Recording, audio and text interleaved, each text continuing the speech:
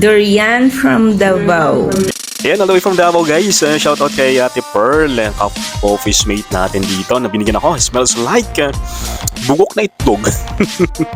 yun yung naamoy ko. Oo, at yung first time kong kumain nito ay talagang ang hirap isubo. At ito, second time ko na. So, masarap pala siya. Okay, ikaw ba? Ano yung experience mo nung first time mong kumain ng durian? Paki-comment nga. Sige nga. At ganun din ba yung experience mo? At parang ayaw mo? Kasi ako, parang ayoko nun. Pero ngayon, hinahanap-hanap ko na siya. At parang kaya pala marami nagkakagusto nito or gusto nilang kumain ng durian. Masarap pala siya, oo. Huwag mo lang iisipin yung amoy at huwag mo lang talagang amoy-amoyin dahil hindi ka talaga makakain ng durian. Alright guys, comment below at sabihin nyo naman sa akin ano yung experience niya.